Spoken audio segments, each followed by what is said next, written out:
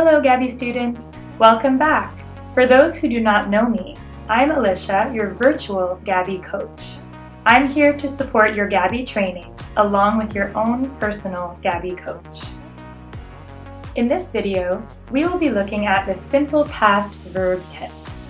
The simple past verb tense is used to talk about a completed action in a time before now. Let's look at some examples. I walked to work this morning. We often visited our family in Canada.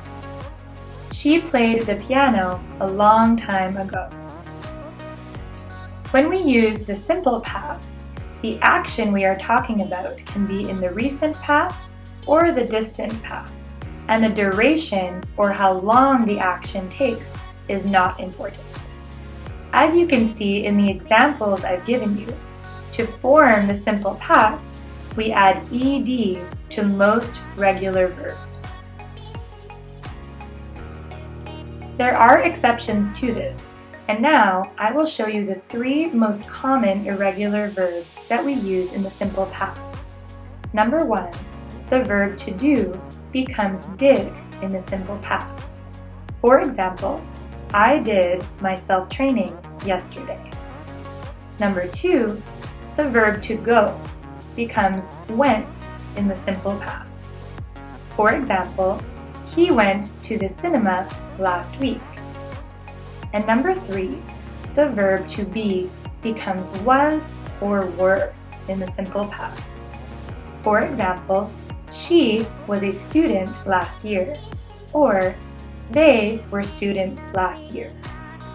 There are many other irregular verbs that we use in the simple past, but I'm sure with more training and with the help of your Gabby coach, you will start to recognize them.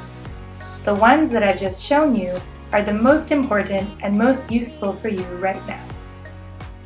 Another important thing to think about is that you always use the simple past to talk about when something happened in the past. So you often use it with certain past time expressions. Let me show you a few examples of how we use these past time expressions. Number one, we use past time expressions to talk about the frequency of an action or how often it happened by using words like always, sometimes, or often. For example, I often visited my family in Canada. Number two, we use past time expressions to talk about a specific point of time in the past by using words like this morning, last night, at 7 o'clock. For example, I walked to work this morning. I finished my breakfast at 7 o'clock. A third way that we use past time expressions to talk about a general point of time in the past is by using words like a long time ago, when I was a child, the other day. For example, she played the piano a long time ago.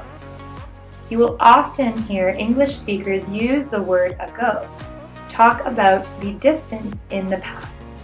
We use the word ago after we talk about the period of time.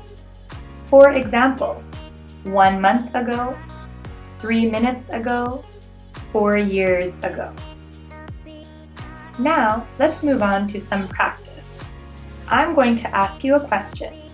Please answer this question with a yes, using a complete sentence, so using all of the words that I use in my question. Ready? Here we go. Did you walk your dog yesterday? The answer is yes, I walked my dog yesterday. How did you do? Did you notice anything different with the verbs in my question and in the answer? If you did, then great.